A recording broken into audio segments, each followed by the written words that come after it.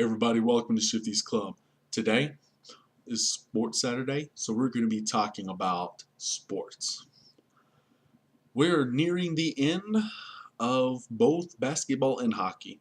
Now, I assume that most people that watch my channel aren't into sports. But those of you who do are probably closer to the south than to the north, so hockey's really not big down here, but I'm a huge fan, don't get me wrong. So I'm going to talk more about the basketball playoffs. Now, I'm sure everybody, well, not everybody, doesn't know exactly who's in and who's out, who I pick to win it all, who I don't pick to win it all. Of course, there's going to be 15 teams in the NBA that I don't pick to win it all. But anyway, here was pretty much my predictions at the beginning of the season. Before everything else started, I made a statement that Chicago and Houston would go to the finals and Houston would win. That was back in October. I thought it was September. It's October. But all I do is think about the number of times that so many people have called me out for guessing so many correct teams to win it all. I remember the years before, I called Chicago out twice and they won it twice, which is amazing. I've called Miami correct so many times, San Antonio. In baseball, I've called the last year I called the Royals to win it all. I said that the Royals are going to go, and I picked them to win it all. So that was one that people thought, oh my God, it'll never happen. And then at the last minute, they start bouncing back in their games and make a statement. You know, these things happen. Now, obviously, there are a few technicalities that we have to get through in the NBA, though. This year is a little different than last year because some teams have players coming back from injury, making everything seem a little less likely. We're going to start off with the East.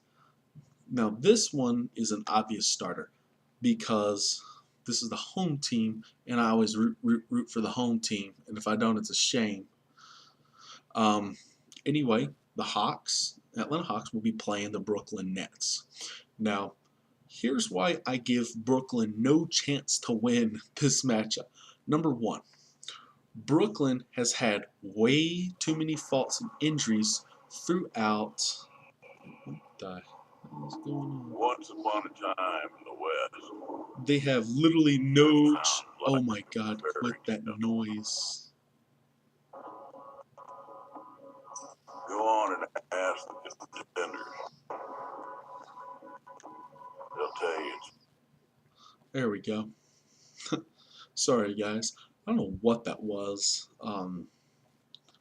Something just keeps popping up on one of these. Anyway, basically, Atlanta's playing Brooklyn. And what that means is that Brooklyn has no shot whatsoever. Here's basically the way I look down Brooklyn. Now, they started out really well, and I'm going to give them that. But there is one little problem. They gave up Jason Kidd! Good God, Jason Kidd would take them sky high into the NBA. I mean, take probably the smartest player to ever play the game. The guy who was averaging a triple-double in seasons like 2003, 2005. He was averaging a triple-double. And that was the highlight of his career. And then you've got several different, and I mean this with everything possible. They've got several different ways that they could go with their team, but you release two great players and the best coach you've ever had in your franchise, including when they were New Jersey Nets. And remember, Jason Kidd played with New Jersey Nets. So, and it hurts them a lot. Now, obviously, there are several different players that you have to look at. My favorite on this team is Joe Johnson, who came to Brooklyn, and he used to play with Atlanta, but before then he played with Phoenix, which was probably a better option for him to go to Atlanta. Now that he's in Brooklyn, he's pretty much tearing their team apart. Jarrett Jack, who played with Georgia Tech, he's doing okay, I guess. He's hasn't been putting up the offensive production that I thought he'd put up. Now he does have a couple assists in the book per game, but other than that, the Brook Lopez has been having to do pretty much everything. I mean, 20-something points a game. You have about 7-8 rebounds a game. I mean, let's just say it this way. When you're depending on one big guy to win it all for you, and you're going up against Al Horford, yeah, you're going to get the bad side of it, especially as young as Brook Lopez is. Then you have a couple of players in Darren Williams, who has been on an upcline, but I'm seeing him going in a downcline pretty soon. Thaddeus Young, when he got traded to Brooklyn, he started becoming a very vital part of their success. Then you have the Atlanta Hawks, and they are absolutely amazing. I remember when they went on their 20-game winning streak, which was absolutely phenomenal. Now, I know that everybody's not going to agree with me when I say this, but the Hawks are the best team in the NBA, and I say that over Golden State. And I'm going to still stick to what I said at the beginning. I have to keep my word that I say Houston and Chicago are going to go to the finals, and Houston will beat them. Now, does that make it so? Not really. But if we remember, Atlanta played Chicago in the last game of the season, and what happened was Chicago beat them 91-85. Now, here's where things get interesting. Chicago can't possibly meet them until the Eastern Conference Finals. Now, they do have a couple of roadblocks along the way in order to get to the Hawks, but I think that they'll be fine. Of course, there's nothing better. Ooh. Oh my gosh. Sorry, guys. Ugh. Anyway, there's nothing better on the Hawks than pure team production. Okay? If we look at the roster, here's what it looks like. You have pretty much the best roster in NBA. You have Al Horford in the center. You have one other backup, but I mean, he's not even really that good. Elton Brand, and then Pero Antic. But yeah, I think Mike Muscala is another guy. Elton Brand usually plays forward, and so does Pero Antic, but they can play center. They're tall enough. Then you've got players like Jeff Teague, who is a monster point guard. You have other players like Kyle Korver, who is the best three-point shooter in the world. And yes, I mean the world. He's absolutely tears it up. If you watch game film of Kyle Korver, when he gets an open three, count how many times he misses a wide open three. Well, you guys know what I mean. But I am very happy that he ended up landing on the Hawks after a very, very poor run with Philadelphia. I mean, that was Hawks eventually got lucky with him, and everything started to click when he got here. Then you got players like DeMar Carroll, who can pretty much do anything from anywhere. He can shoot the three, he can shoot the mid range. He's a great rebounder. He's blocked a few. Then you have other players that, and I've got one that everybody's not going to agree with. I think that Thabo Cephalosha should be the permanent small forward and have DeMar Carroll as a power forward. And the reason I say that is because I have seen so many times where Cephalosha has been able to take advantage of his size in a matchup, which is absolutely weird. Because most of the time, you don't think that a 6'6", 6'7" guy can match up with a 6'9", 6'10" guy. But this man has made it work. And he's done better with matchups like this. For example, imagine the games that he played against LeBron.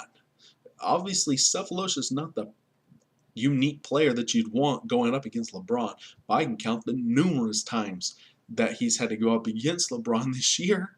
And I can tell you that the matchups are almost flawless. LeBron has had no blocks against him, has had no steals against him. He has not turned it over to LeBron at one time. He has scored, I want to say, 40, almost 40-something points against LeBron this season. And LeBron is, what, the best player in the NBA? So, yeah, I think Cephalosha being at a forward would much better help him because most of your guards are quicker and they react faster to everything. Most of your big guys are there because they were huge guys who are good at basketball. It's true, though. But anyway, that's pretty much Atlanta. 60-win season. Nobody saw this coming. I guarantee you they didn't see this coming.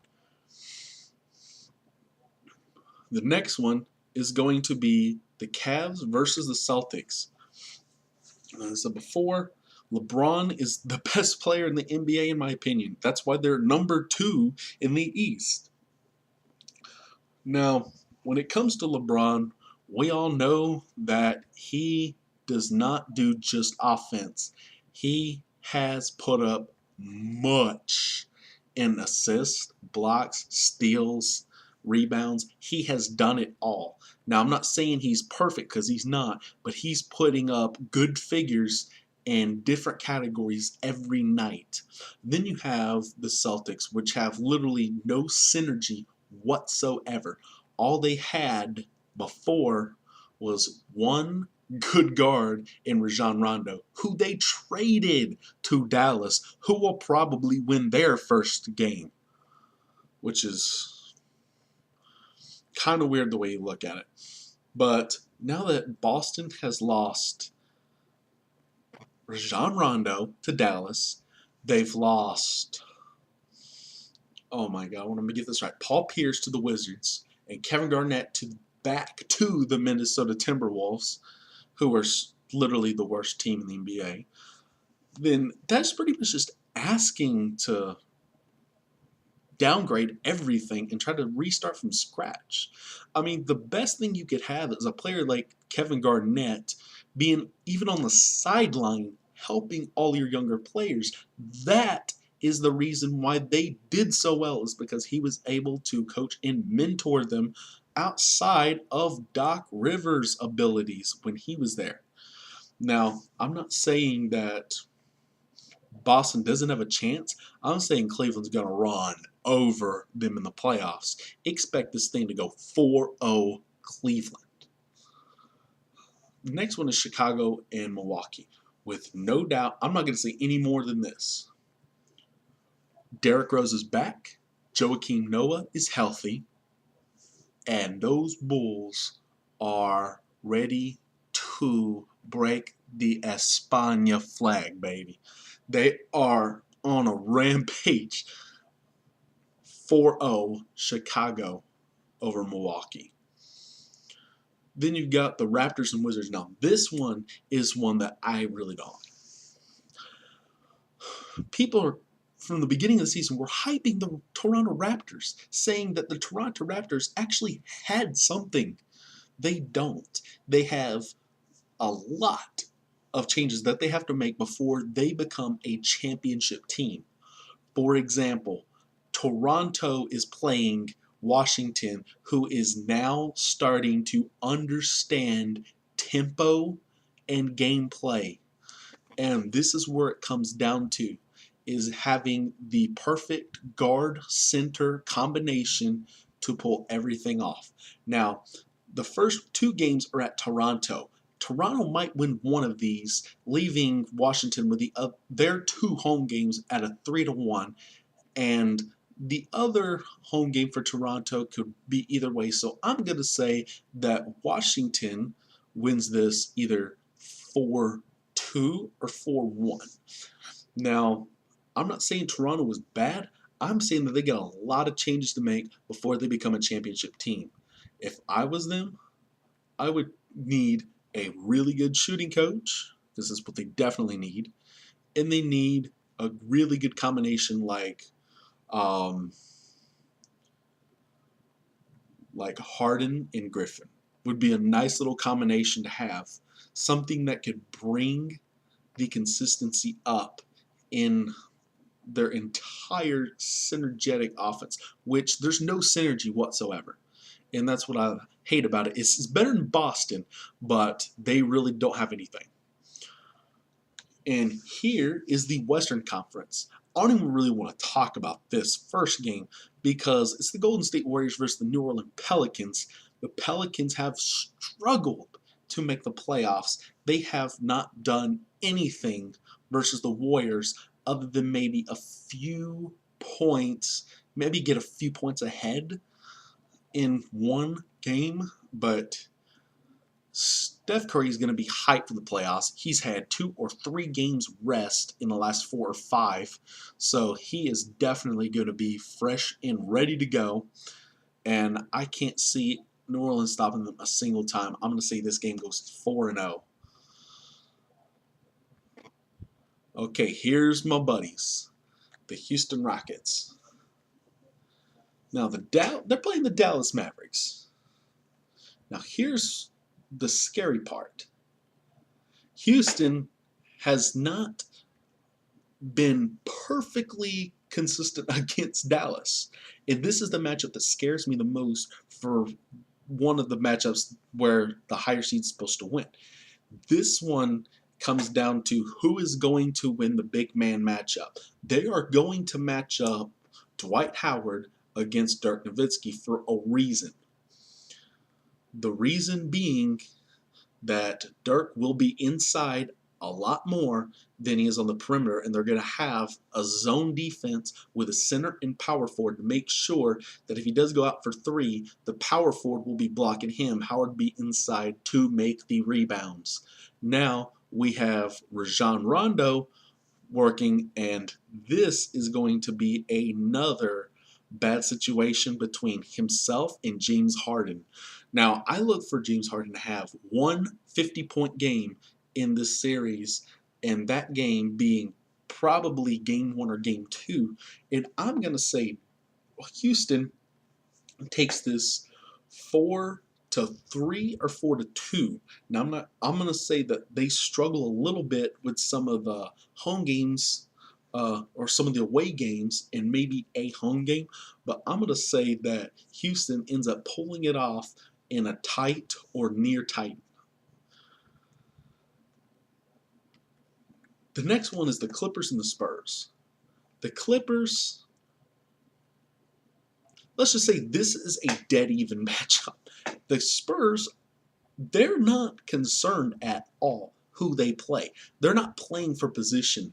They are resting their players, making sure that they get enough, have enough stamina for the playoffs. The Clippers are in for a beating. I'm going to take an upset here. I'm going to say that the LA Clippers, even with the Paul Griffin combo, I'm still going to go. And even with Harrison Barnes, I mean, he's pretty good, but I mean, you really can't tell. He has on days and off days. He's very intermittent with his style of play. And San Antonio literally has, what, 2 starting lineups? So, and some of the year they've had very bad trouble with injury, causing them to sit particular players. You're going to get a lot of production from Tim Duncan, possibly being his last year. He is going to put on a show. And then you have Kawhi Leonard looking to best his own teammate in offensive production.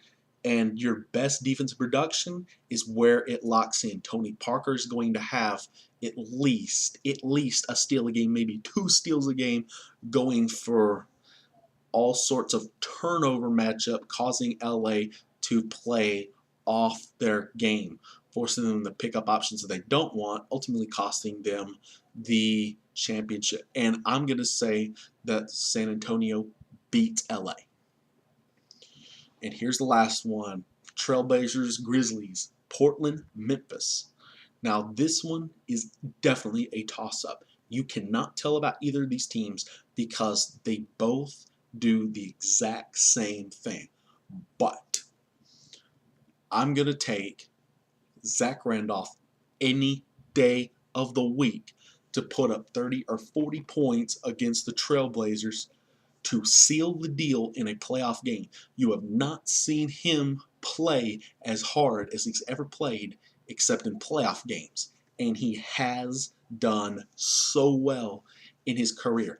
But it's going to take a little bit of team effort to make sure that they can bump up the score high enough to where they can get the wins. Look for Zach Randolph to absolutely dominate the entire NBA playoffs until his team decides to quit helping, if you know what I mean. Anyway, guys, that's pretty much all I've got for today. Now, I'm going to stick with my smiles, but I'm going to say that even if Houston does beat Chicago in the finals, it still looks like it'd be a 2 versus 3 matchup, which is not bad. But your upsets, which I do look for to happen, is Washington, which is not really an upset. That's like saying number 5 beats number 4. Then you also have San Antonio, who I picked to beat LA Clippers.